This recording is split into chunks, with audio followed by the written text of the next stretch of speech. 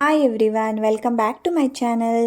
ಇವತ್ತು ಶೇಂಗಾ ಉಸ್ಲಿ ಮಾಡೋದು ಹೇಗೆ ಅಂತ ಹೇಳ್ಕೊಡ್ತೀನಿ. ನಾನು ಇಲ್ಲಿ ಕಡಲೆಕಾಯಿ ಪರೀಕ್ಷೆಗೆ ಹೋಗಿದ್ದೆ. ಸೊ ಅಲ್ಲಿ ತುಂಬ ವೆರೈಟೀಸ್ ಆಫ್ ಕಡಲೆಕಾಯಿ ಇತ್ತು. ನಾನು ಇದನ್ನು ಸ್ವಲ್ಪ ಕಡಲೆಕಾಯಿನ ತೊಗೊಂಡು ಬಂದಿದ್ದೆ. ಸೊ ಅದರಿಂದ ಏನಾದರೂ ಮಾಡೋಣ ಅಂತ ಅಂದ್ಕೊಳ್ತಾ ಇದ್ದೆ. ಹಾಗೆ ಕಡಲೆಕಾಯಿ ಉಸ್ಲಿನೇ ಮಾಡೋಣ ಅಂತ ಅಂದ್ಕೊಂಡು ಇವತ್ತು ಕಡಲೆಕಾಯಿ ಉಸ್ಲಿನ ಮಾಡ್ತಾ ಇದ್ದೇನೆ. ಕಡಲೆಕಾಯಿನ ನಾನು ಚೆನ್ನಾಗಿ ನೀರಿಗೆ ಹಾಕ್ಕೊಂಡು ಚೆನ್ನಾಗಿ ವಾಶ್ ಮಾಡ್ಕೊಳ್ತಾ ಇದ್ದೇನೆ. ಇದನ್ನು ನಾನು ಒಂದು ಹಾಫ್ ಆನ್ ಅವರ್ ಹೀಗೆ ನೆನೆಸಿಟ್ಟಿದ್ದೆ. ಆಮೇಲೆ ಚೆನ್ನಾಗಿ ವಾಶ್ ಮಾಡ್ಕೊಂಡಿದ್ದೀನಿ. ಇದನ್ನು ನೋಡಿಕೊಂಡು ಚೆನ್ನಾಗಿ ವಾಶ್ ಮಾಡ್ಕೊಳ್ಳಿ. ನಾನಿಲ್ಲಿ ಒಂದು 4-5 ಸಲನಾದರೂ ವಾಶ್ ಮಾಡಿದ್ದೀನಿ. ಇವಾಗ ಸ್ವಲ್ಪ ಕುಕ್ಕರಿಗೆ ಸ್ವಲ್ಪ ಉಪ್ಪು ನೀರು ಹಾಕಿಬಿಟ್ಟು ಇದನ್ನು 2-3 ವಿಷಲ್ನ ಹೊಡಿಸ್ತಾ ಇದ್ದೇನೆ. ಇದನ್ನು ಸ್ಟ್ರೈನರ್ಗೆ ಹಾಕಿ ನೀರನ್ನ ಬೇರೆ ಮಾಡ್ತಾ ಇದ್ದೇನೆ. ಇದು ಸ್ವಲ್ಪ ತಣ್ಣಗಾದ ಮೇಲೆ ಎಲ್ಲ ಕಡಲೆಕಾಯಿ ಬೀಜಗಳನ್ನು ಓಪನ್ ಮಾಡ್ಕೊಳ್ತಾ ಇದ್ದೇನೆ. ನೋಡಿ, ಎಲ್ಲ ಓಪನ್ ಆಗಿದೆ. ಇವಾಗ ನಾನು ಒಗ್ಗರಣೆಗೆ ರೆಡಿ ಮಾಡ್ಕೊಳ್ತೀನಿ. ಒಂದು ಪಾತ್ರೆಗೆ ನಾನಿಲ್ಲಿ ಕೊಬ್ಬರಿ ಎಣ್ಣೆನ ಹಾಕ್ಕೊಂಡಿದ್ದೀನಿ. ಕೊಬ್ಬರಿ ಎಣ್ಣೆ ಸ್ವಲ್ಪ ಬಿಸಿ ಆದಮೇಲೆ ಅದಕ್ಕೆ ಸ್ವಲ್ಪ ಸಾಸಿವೆನ ಹಾಕ್ಕೊಳ್ಳಿ. ಸಾಸಿವೆ ಚಟಪಟ ಅಂತ ಅಂದಮೇಲೆ ಅದಕ್ಕೆ ಜೀರಿಗೆನ ಹಾಕ್ಕೊಳ್ತಾ ಇದ್ದೇನೆ. ಹಾಗೆ ಸ್ವಲ್ಪ ಕಡಲೆಬೇಳೆನ ಹಾಕ್ಕೊಳ್ತಾ ಇದ್ದೇನೆ. ಹಾಗೆ ಸ್ವಲ್ಪ ಉದ್ದಿನಬೇಳೆ, ಸ್ವಲ್ಪ ಕರಿಬೇವು ಸೊಪ್ಪನ್ನು ಸಹ ಇಲ್ಲಿ ನಾನು ಹಾಕ್ಕೊಂಡು ಚೆನ್ನಾಗಿ ಸ್ವಲ್ಪ ಫ್ರೈ ಮಾಡ್ತಾ ಇದ್ದೇನೆ.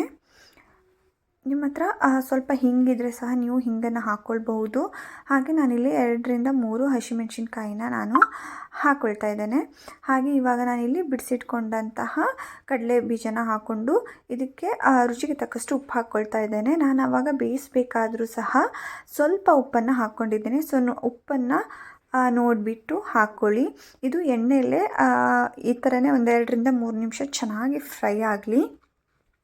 ಈ ಥರ ಫ್ರೈ ಮಾಡುವುದರಿಂದ ಅದು ಎಣ್ಣೆದು ಫ್ಲೇವರ್ಸ್ ಎಲ್ಲ ಅದು ಎಳ್ಕೊಳ್ಳುತ್ತೆ, ತುಂಬ ಚೆನ್ನಾಗಿ ಟೇಸ್ಟ್ ಬರುತ್ತೆ. ಸೊ ಅದರಿಂದ 2-3 ನಿಮಿಷ ಇದನ್ನು ಇದೇ ರೀತಿ ಚೆನ್ನಾಗಿ ಫ್ರೈ ಮಾಡ್ಕೊಳ್ಳಿ. ಇವಾಗ ಇದು ಚೆನ್ನಾಗಿ ಫ್ರೈ ಆಗಿದೆ.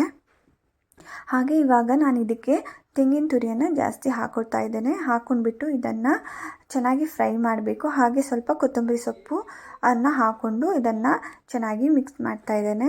ಇದು ತೆಂಗಿನಕಾಯಿ ಸ್ವಲ್ಪ 1-2 ನಿಮಿಷ ಚೆನ್ನಾಗಿ ಫ್ರೈ ಮಾಡಿ. ಸೊ ಹಾಗೆ ಮಾಡೋದ್ರಿಂದ ಕಡಲೆಕಾಯಿ ಉಸ್ಲಿ ಏನಿದೆ ಅದು ಬೇಗನೆ ಹಾಳಾಗೋದಿಲ್ಲ. ಸಂಜೆ ತನಕ ನೀವು ಸಹ ಇಡ್ಬೋದು.